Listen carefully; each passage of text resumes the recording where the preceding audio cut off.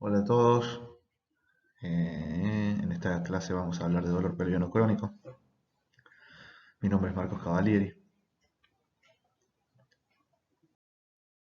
Y bueno, como primera parte vamos a definir dolor pelviano crónico.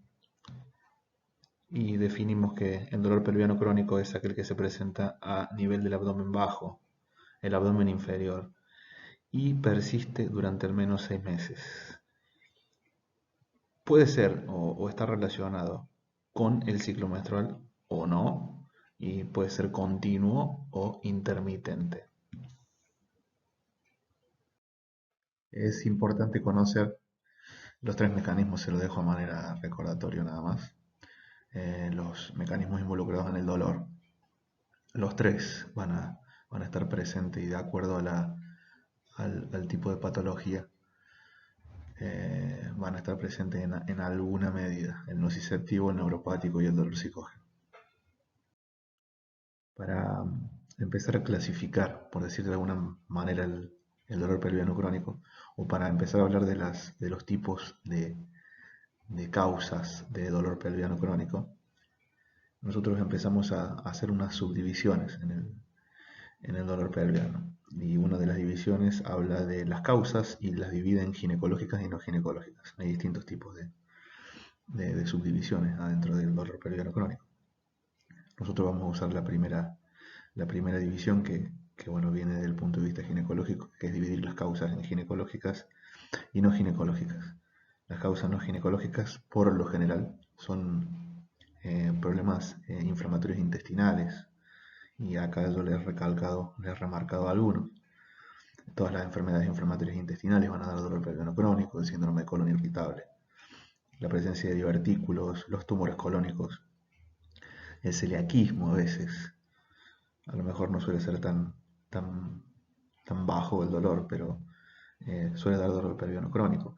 Algún tipo de cistitis puntual, una cistitis que no es frecuente, como las cistitis intersticiales, también dan dolor pelviano crónico. Y esas serían las principales causas no ginecológicas de dolor pelviano crónico. Y cuando hablamos de las causas ginecológicas, volvemos a hacer otra subdivisión adentro de este apartado. Y tenemos en cuenta si están relacionadas al ciclo menstrual o no. Y ahí viene una subclasificación dentro de las causas de dolor pelviano ginecológico. Y podemos ver las que están relacionadas al ciclo menstrual como la dismenorrea, una entidad eh, que ahora vamos a explicar más adelante, la endometriosis, los síndromes premenstruales. Y como no cíclicas, no relacionadas al ciclo menstrual, tenemos síndrome de congestión pelviana, algún factor adherencial pelviano y obviamente los tumores, sean uterinos u ováricos. Esas serían causas de dolor pelviano ginecológicos subclasificados en si tienen o no relación al ciclo menstrual. Una vez que tenemos ya subclasificados los tipos de dolor pelviano crónico ginecológicos, vamos a hablar de casos puntuales, que son por ahí los casos más importantes. Y un caso es el del síndrome premenstrual. Y nosotros conocemos como síndrome premenstrual a todo dolor pelviano crónico que se acompaña de síntomas físicos y psíquicos y está presente en la segunda mitad del ciclo. Tiene una incidencia importante, más o menos entre el 20 y el 30% de las mujeres lo van a padecer. Y la característica es que no solamente tiene síntomas de dolor abdominal, puede ser mastalgia, sino muchas alteraciones del estado de ánimo. Puede haber presencias de náuseas, vómitos, cefaleas y demás. No hay una causa puntual o única que responda al por qué se dan todos estos síntomas. Sí se habla bastante de muchos mecanismos hormonales en el medio. Se lo relaciona con el aumento estrogénico muchas veces. Algo de exceso de vasopresina, puede ser algo de estrés y por ahí factores de la dieta. Después de más o menos conocer el porqué del dolor, rápido podemos hablar de los tratamientos del síndrome premenstrual. El tratamiento es AINES, analgésicos antiinflamatorios no esteroideos, la utilización de anticonceptivos orales. Al utilizar los anticonceptivos orales, todos los picos hormonales, ¿sí? Nosotros los disminuiríamos y también disminuiríamos el aumento estrogénico. Entonces el dolor premenstrual mejoraría bastante. Podemos hacer hincapié en modificar algo de la dieta, podemos suplementar vitaminas, pero ese es más o menos un pantallazo del síndrome premenstrual, en qué etapa se da y las características que tiene.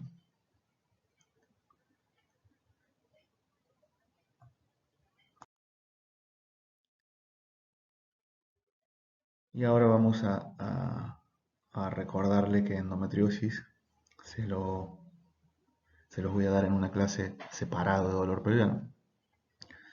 Es el prototipo de dolor pelviano crónico, la endometriosis. Si bien en otra clase lo vamos a ver mucho más en detalle, les dejo un par de conceptos clave para, para esta clase de dolor pelviano, y es simplemente la denominación de endometriosis. Y se entiende como endometriosis o se conoce como endometriosis al crecimiento del endometrio por fuera de la cavidad uterina. Entonces, ahí tenemos una definición de endometriosis. Afecta por lo general a órganos pelvianos. Es muy raro la presentación en sitios que estén alejados de la pelvis. Es causa frecuente de infertilidad, subfertilidad y de dolor pelviano, tipo dismenorrea. Se asocia muchas veces a sangrado uterino normal. Tiene múltiples manifestaciones clínicas. Y el tratamiento puede ser de dos tipos, médico o quirúrgico, y esas cosas las vamos a desarrollar en la clase de endometriosis.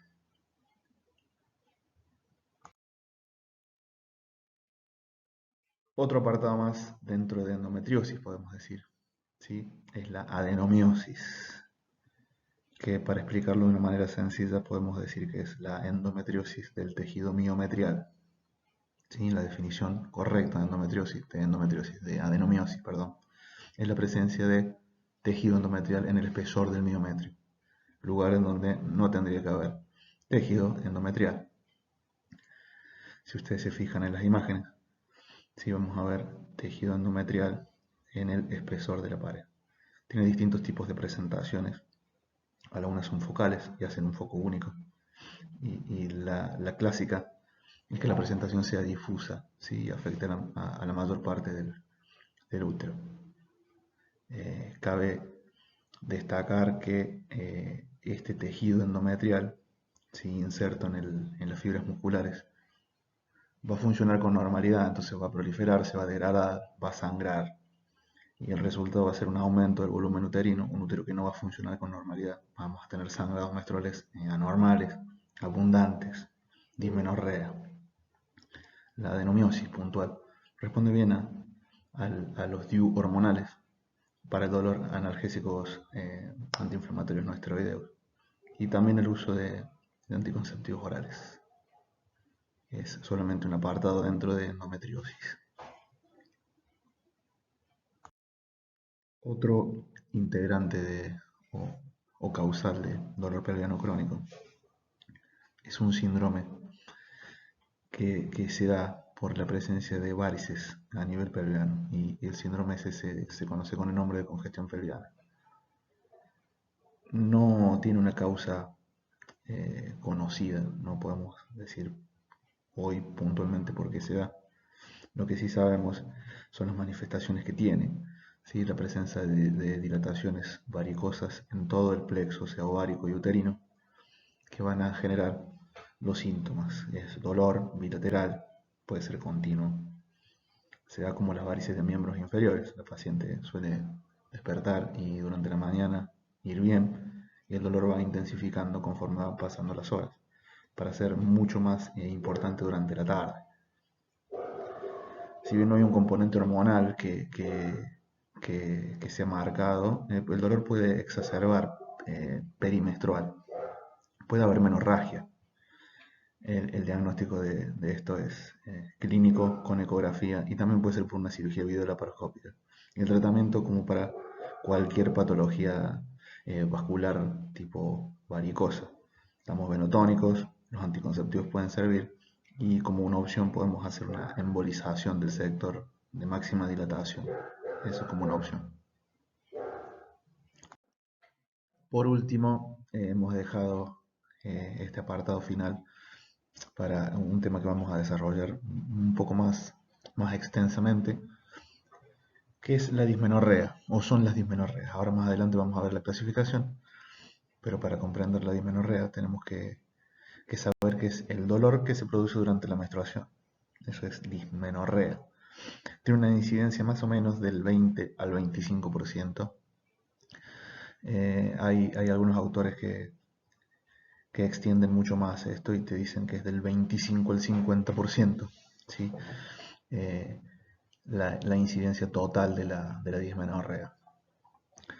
Hay una característica, no es solamente que es el dolor que se presenta con la menstruación y es algo clave, que el dolor antecede al inicio de la menstruación y esa es la característica también de la dismenorrea. Es un dolor que se presenta más o menos unas 24 horas antes de arrancar la menstruación y lleva a su punto máximo luego de las primeras 24 horas del inicio de esta. Las características son dolor suprapúbico, central, puede estar irradiado hacia la región lumbosacra, eso también es característico, y se puede acompañar de cefalea, náuseas, vómitos y diarrea. Vamos a clasificar a las dismenorreas en primarias y secundarias. ¿Y qué vamos a tener en cuenta para hablar de esta clasificación? La menarca. Y de acuerdo a ese dato clave, podemos dividir las dismenorreas en primarias y secundarias. Las dismenorreas primarias son las que no tienen una causa subyacente y el dolor empieza más o menos al año desde que se produce la menarca. Y el dolor acompaña a la paciente toda la edad fértil, más o menos. Y las secundarias ocurren muchos años luego de la menarca. Entonces, esto por lo general se relaciona con una causa orgánica. Luego de ver la clasificación de dismenorrea en primarias y secundarias, vamos a hablar de las primarias. Y las primarias son un tipo de dolor que se da porque hay un desbalance en la producción de prostaglandinas en las pacientes que desarrollan la dismenorrea y un aumento en la contractilidad uterina. Ahora yo les voy a mostrar un esquema para que ustedes comprendan la base del dolor que se produce por la dismenorrea primaria. El dolor cólico se da por una isquemia, una hipoxia en el músculo miometrial. Y ahora yo cuando vemos el esquema se los voy a explicar para que ustedes comprendan la base, ¿sí? La fisiopatogenia de una dismenorrea primaria. Porque más adelante vamos a ver las dismenorreas secundarias, se dan por un problema orgánico, digamos. Pero las primarias, que son las que no tienen una causa aparente, que todo va a estar normal, digamos, tienen esta fundamentación. Ahora les voy a mostrar un esquema. Para que una paciente, este era el esquema que les había dicho, para que una paciente tenga una dismenorrea primaria, esa paciente tiene que tener dos características. Y una es vamos a poner un puntero, un aumento en la contractilidad uterina, ¿sí? De base, y una hiperproducción de prostaglandinas endometriales. Cuando nosotros tenemos esas dos características en una paciente, vamos a tener una dismenorrea primaria y esa es la explicación, ¿sí? Esto es clave porque después vamos a usar tratamiento a punto de partida de esto. Entonces el aumento de la contractilidad uterina a nosotros nos va a generar una isquemia del miometrio, sobre todo por la hiperproducción de prostaglandinas que van a ser vasoconstrictoras. Ese aumento en la contractilidad, esa vasoconstricción, va a generar ese dolor tipo cólico, ¿sí? Va a generar un círculo vicioso, ¿sí? A más contracción, más dolor, más contracción, más dolor, y de ahí vamos a tener el dolor ese característico de las dismenorreas primarias. Pero esta es la base para que ustedes comprendan por qué se da una dismenorrea primaria y para que podamos usar el tratamiento correcto.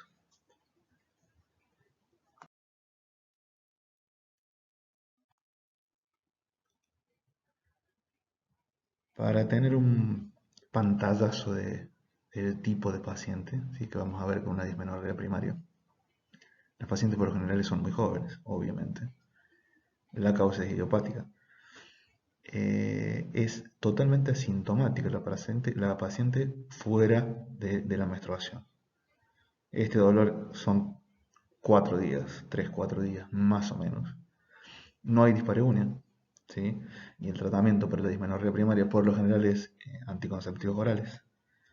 Van a hacer que los días del sangrado menstrual que disminuyan, que la vascularización del útero se modifique un poquito, van a hacer que no haya picos hormonales. Entonces el dolor mejoraría, pero los AINES son la clave para las dismenorreas primarias. Y las dismenorreas secundarias, hay una lista larga. La más importante de todas es la endometriosis. Solo voy a nombrar algunas de las causas de dismenorrea secundaria. Endometriosis, adenomiosis, algunas sinequias cervicales, adherencias que se dan después de los legrados intempestivos, eh, tabiques transversos en la vagina, los miomas, que la paciente sea portadora de DIU, pólipos endometriales, congestión pelviana y factor de adherencia que pueden ser posquirúrgicas o por alguna enfermedad, como la endometriosis. Eh, Estas son algunas de las causas, hay muchas más, de dismenorreas secundarias. ¿Cómo hacemos diagnóstico de las dismenorreas? Y hay algo que es clave, que es la anamnesis. No tanto el resto de las cosas, sino la anamnesis. Empezar a preguntarle al paciente desde cuándo es el dolor, si es desde la menarca o no, si esta apareció muy tempranamente o no, el tipo de dolor, que no se explique el tipo de dolor, ¿sí? Que describe el tipo de dolor, si tiene alguna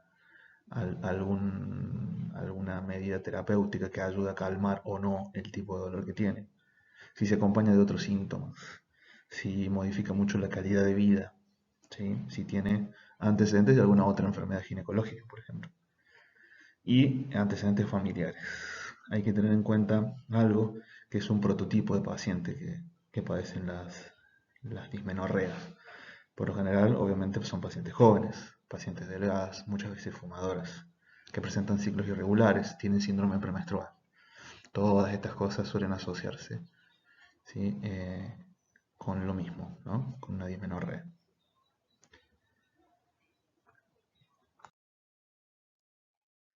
Seguimos con el diagnóstico, pasamos por la anamnesis, que es clave, y vamos a ir al examen físico. Y el examen físico es un examen ginecológico clásico, ¿sí? Nosotros vamos a tener una paciente con dolor, entonces luego de preguntarle que nos describe el tipo de dolor y todo lo demás, el examen físico va a ser ginecológico. Entonces el paciente que les voy a poder examinar, haciéndolo en tacto, vamos a evaluar el himen, vamos a evaluar la vagina, vamos a mirar el cuello, vamos a hacer Papa Nicolau y colposcopia, y luego de eso un tacto vaginal.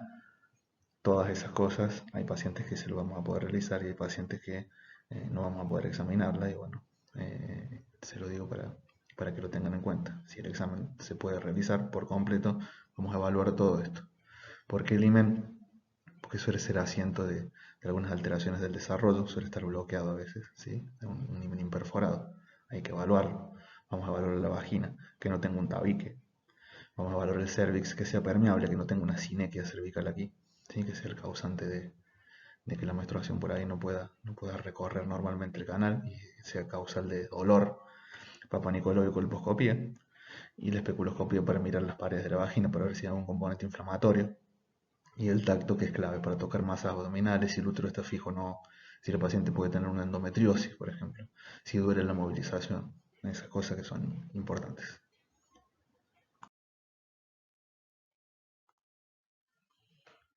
Seguimos con el diagnóstico, hicimos un examen físico y ahora empezamos a pedir algunos estudios, y las dos cosas importantes que ayudan al diagnóstico completo suele ser la ecografía transvaginal. Es un método que a nosotros nos aporta un montón y que nos describiría ahí si hay presencia de quistes o no, tumores del útero, miomas y ese tipo de cosas muy, muy puntuales para la ecografía transvaginal. Otro estudio que ayuda en el diagnóstico de certeza es el estudio o laparoscópico o realizar una videolaparoscopia. Esto nosotros le decimos videolaparoscopia diagnóstica. Y se da cuando el dolor es muy, muy grave, totalmente invalidante. No tenemos muchos datos que nos hayan aportado el examen físico, por ahí las ecografías suelen ser normales o no. Entonces necesitamos sí o sí mirar la cavidad abdominal. ¿Sí? Eso siempre guarda secretos, que la única manera de saberlos es muchas veces con la cirugía laparoscópica. Por ejemplo, eh, el prototipo de enfermedad que da dolor pelviano crónico y dismenorrea suele ser la endometriosis, y el diagnóstico de certeza de endometriosis se hace quirúrgicamente. ¿Sí? Las estadificaciones muchas veces se hacen quirúrgicamente. Entonces, la videolaparoscopia diagnóstica es un tipo importante de abordaje para el diagnóstico, cuando sobre todo no tenemos nada claro. ¿Sí? La paciente sigue con el dolor, no encontramos una causa puntual y tenemos que hacer una videodiagnóstica. Y finalmente vamos a hablar del tratamiento de las dismenorreas. El tratamiento de la dismenorrea se va a dividir de acuerdo a si la dismenorrea es primaria o es secundaria. Si la dismenorrea es secundaria, para ir descartando, vamos a tratar la causa subyacente del dolor pelviano. Ejemplo, un quiste de ovario, vamos a tratar el quiste de ovario. Entonces, las dismenorreas secundarias, el tratamiento es de acuerdo a la causa orgánica subyacente. Lo más importante, que es por lo que yo me detuve mucho más en la dismenorrea primaria y que puedan comprender el por qué se dan, el tipo de paciente que las va a tener. Y por lo general esas pacientes tienen sus estudios de diagnóstico por imagen normales y uno suele no encontrarle nada y el dolor continúa, continúa. Entonces, el por qué es lo que me importaba de esta clase y que ustedes comprendan eso. Y ahora les voy a explicar el tratamiento de las dismenorreas primarias. Básicamente son dos y le pueden agregar ustedes alguna otra cosa.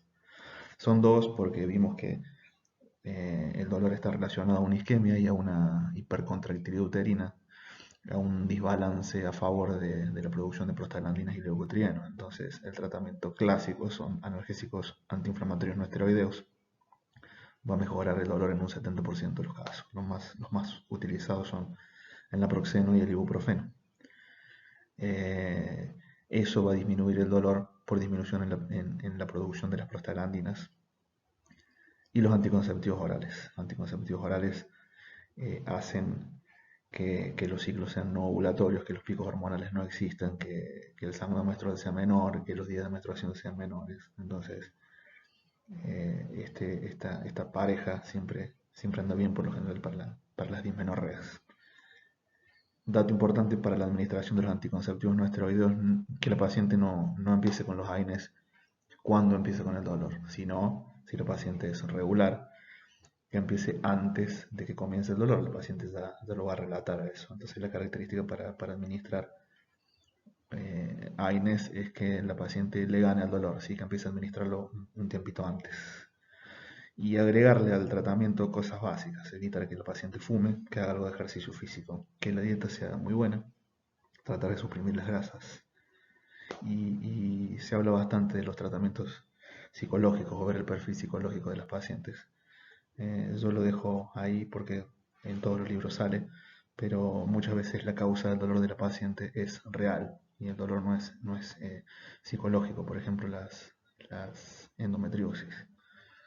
Uno tilda por ahí de que, bueno, el dolor va a doler, la paciente no tiene nada y muchas veces nos estamos comiendo el diagnóstico de una enfermedad seria como la endometriosis. ¿Está? Entonces, aquí finalizamos el apartado de tratamiento para las dismenorreas en esta clase grande que es dolor pelviano crónico. Espero que les sirva. Nos vamos a volver a encontrar en la clase de endometriosis para hablar puntualmente de eso. Un saludo a todos y hasta la próxima.